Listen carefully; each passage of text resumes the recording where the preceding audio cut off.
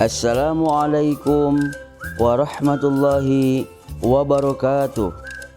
Saya Nana Rusmana SPDI, calon guru penggerak Angkatan 6 dari SMP Negeri 2 Jatiwangi, Kabupaten Majalengka, Provinsi Jawa Barat, akan menyampaikan demonstrasi kontekstual filosofi pemikiran Ki Hajar Dewantara. Ki Hajar Dewantara merupakan seorang aktivis pergerakan kemerdekaan, kolumnis, politisi, dan pelopor pendidikan bagi kaum pribumi. Ia dilahirkan di Yogyakarta pada tanggal 2 Mei 1889 dengan nama Raden Mas Suwardi Suryaningrat. Usahanya yang begitu keras dan panjang membuat masyarakat Indonesia dapat mengenyam pendidikan pada zaman penjajahan Belanda, sehingga ia dijuluki sebagai Bapak Pendidikan.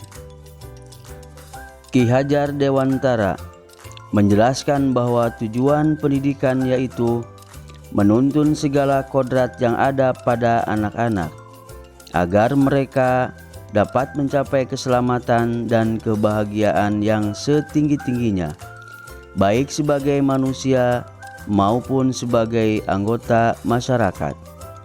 Pendidik hanya dapat menuntun tumbuh atau hidupnya kekuatan kodrat yang ada pada anak-anak, agar dapat memperbaiki lakunya hidup dan tumbuhnya kekuatan kodrat anak. Jika dianalogikan, pendidik ibarat petani dan anak didik adalah padi. Baik buruknya pertumbuhan padi tergantung cara petani memelihara tanaman padi mereka. Memberinya pupuk adalah salah satu cara padi tersebut dapat tumbuh dengan baik. Begitu juga dengan anak didik, baik buruknya tumbuh kembang mereka tergantung cara pendidik menuntunnya. Kita tidak bisa membuat padi menjadi jagung. Seperti halnya anak didik, tidak bisa kita samaratakan. Kita hanya bisa menuntun mereka sesuai kodrat mereka dengan cara berbeda. Tentunya sesuai dengan nilai-nilai kemanusiaan. Pendidikan anak berhubungan dengan kodrat alam dan kodrat zaman.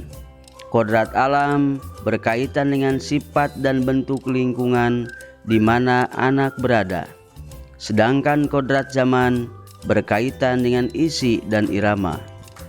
Pendidikan anak sejatinya melihat kodrat diri anak dengan selalu berhubungan dengan kodrat zaman. Bila melihat dari kodrat zaman saat ini, pendidikan global menekankan pada kemampuan anak untuk memiliki keterampilan abad 21.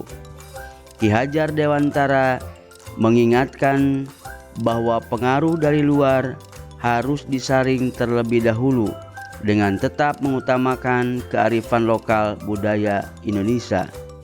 Oleh sebab itu, isi dan irama yang dimaksudkan adalah muatan atau konten pengetahuan yang diadopsi sejatinya tidak bertentangan dengan nilai-nilai kemanusiaan. Pendidikan juga menumbuhkan budi pekerti.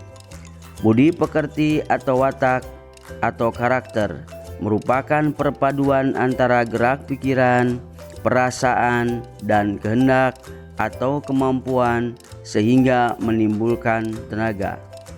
Budi pekerti juga dapat diartikan sebagai perpaduan antara cipta karsa sehingga menciptakan karya. Keluarga menjadi tempat yang utama dan paling baik untuk melatih pendidikan sosial dan karakter baik bagi seorang anak. Keluarga merupakan tempat bersemainya pendidikan yang sempurna bagi anak untuk melatih kecerdasan budi pekerti.